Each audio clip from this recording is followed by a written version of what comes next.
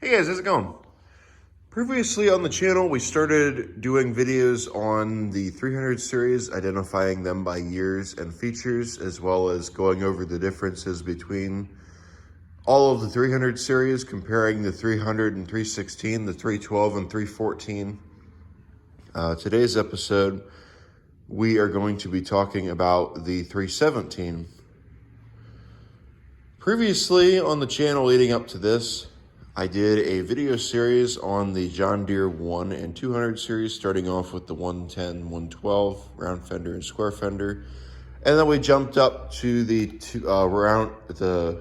square fenders after the round fenders. Then we jumped over to the 200 series, the 200, 208, 210, 212, 214, 216.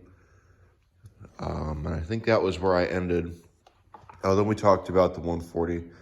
So I figured in today's video, we would go over the 317. The 317 is more or less a, if you like them, that means that you haven't dealt with a Series 1. In 1979 or 80, I can't recall what exact year, John Deere started building the 317. The 317 has a twin cylinder, opposed twin Kohler. It is a KT17. They originally had the Series 1. We'll go over that here in a second, what Series 1 and Series 2 are. It is basically the exact same thing as a 300 or a 316, all except for the bigger engine. This has a 17 horse twin, where the 300 and 316 had a 16 horse single cylinder. H2, as you can see by right here, this was your snow plow, angle, adjust, or rear hydraulics. I think this actually does your mower deck too. This one right here has float. This is for lowering a snow plow. Throttle, PTO switch, choke, steering wheel. I have absolutely no idea what a steering wheel is. I need a college degree in order to figure that one out. Just like on all the other tractors, I have no idea. Lights, this is forward, this is reverse, this is your hydro. The hydrostatic transmission on this is a Sunstrand 15U with a Dana 20 differential or pumpkin, whatever you want to call it. Same thing as the 140s in 1970 all the way to 1974, as well as the rest of the 300 series. In the open frame 300 series, such as the 316 Onan, the 318, 322, 330, and 332, they used the Sunstrand 15U with a different pumpkin. I can't recall what it was, but I do know let me try again. I do know that they used the Sunstrand 15U. On the 400 series, they used the Sunstrand 15U also with, I believe, the same transmission as the 318 and the other ones had, all except for before it went into the transmission, they had a high and low gearbox. And also, I think the 400 series had a locking diff.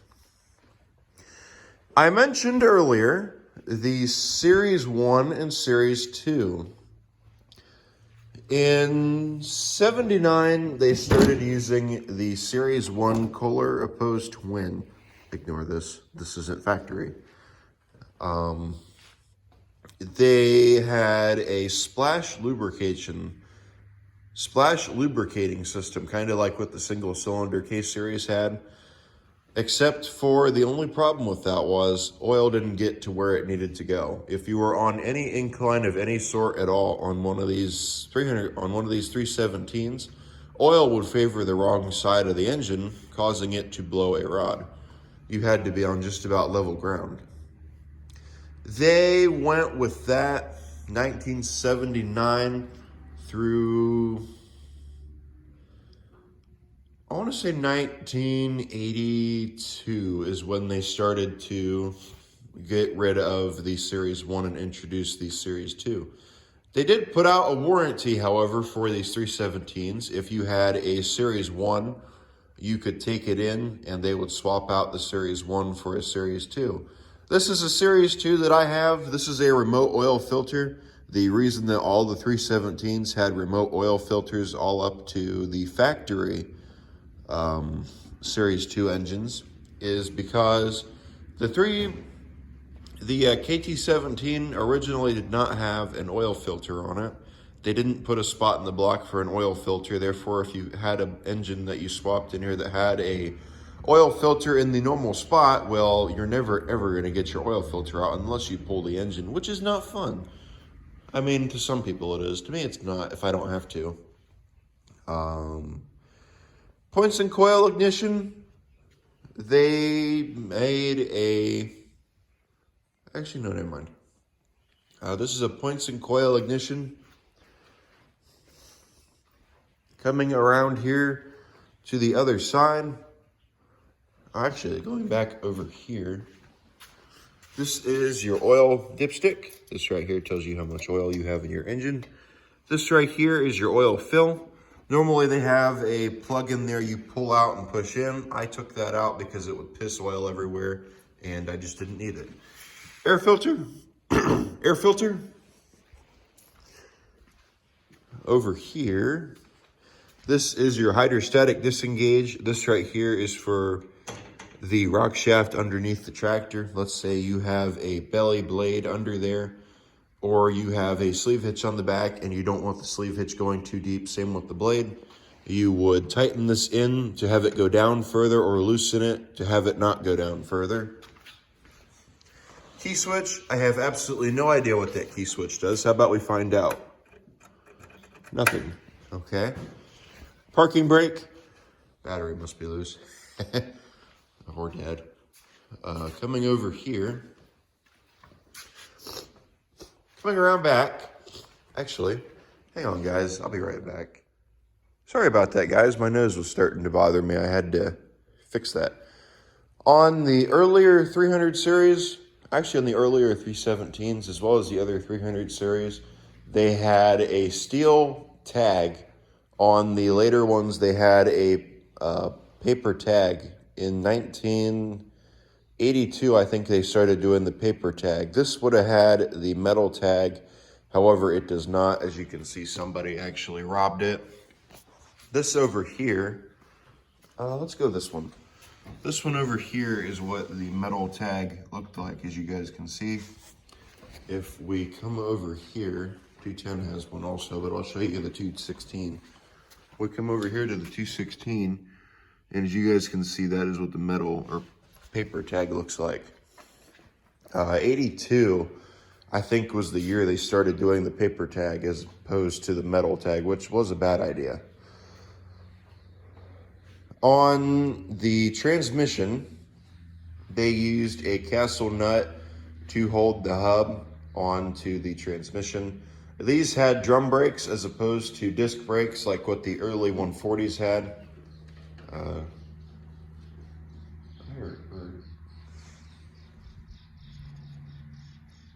don't know if you hear that or not.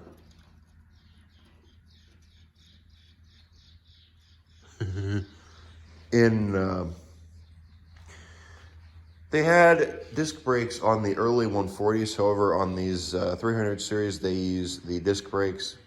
Lug nuts, as you can see, is what hold on the wheels. Right there is your oil, your gas. This is your fuel tank right here. Normally they would have a gauge. I don't have a gauge, so there you go. Transmission fill tube right there. Up in there is your rear PTO. Unfortunately, you guys aren't going to be able to see. I didn't turn on the camera light. Down there's your hitch. That's your sight tube right there to check the fluid level in the tractor, or in the transmission, I should say. On the 317s in 1982, I think it was 82, they started doing the snap ring front tires, where your front tires were held on by a snap ring. As you can see, these ones are held on by a bolt, which is the better setup. Up here in the front, This side of hydraulics over here controls your snow plow angle. This set over here has float. This one lifts and lowers your snow plow. Is there anything else that I can think of that I want to show? Or have I pretty much shown everything?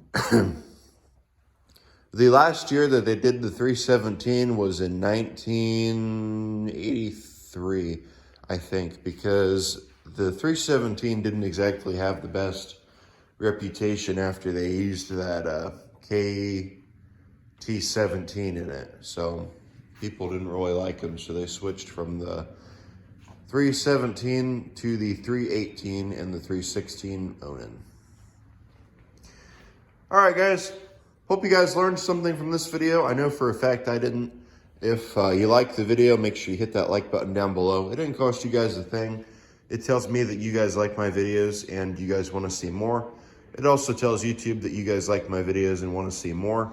Leave me a comment down below if you guys want to see any more videos on any of the other series that you guys are curious about. I currently don't own any 400 series or any 300 series near closed open frame tractors. However, hopefully one day I will. At the moment, I don't. When I first started this 1 and 200 series, I didn't have any 300 series. I am fortunate enough now to have just about all of the 300 series, the major 300 series such as 317, 316, 312, which the 300 is basically a 316, so there we go, we have both of them. The 312 is basically a 314, so there you go, all except for a different engine. The 317 is kind of its own with the opposed twin. I would say it's like the 318 and 316 Onan, but it's not. And we learned that. The later 300 series are a little bit different. They have electronic gauges on them to tell you the battery is charging, as well as a few other things. This is more or less just basic, as you can see, which is better. In my opinion, it's better. All right, guys. Well, I want to thank all you for watching. Please remember to like, comment, and subscribe. And I will catch all of you. Oh, here, hold on a second. We forgot some stuff. Up under here is where the draft arms would go for your mower deck. There's arms on the deck that would go up to that, or your not your snowplow. Your, what's it called? Your belly blade would go to that. Right there are the, where are they at? They should be lift, there, right there. That's your lift bracket right there for the mower deck or the belly blade. There's the one on the other side too, hanging down. Up here in the front is where your snowblower or snowplow would mount. Over here on that side too. Underneath the grill, there would be a electric PTO. I don't have one on this machine currently. That bumper is removable. You can take that off to help you put the electric PTO on. And with that being said, I think that we have pretty much covered everything that there is to cover on the 317. All right, guys, I want to thank you for watching, and I will catch all of you in the next video. Take care, guys. Bye.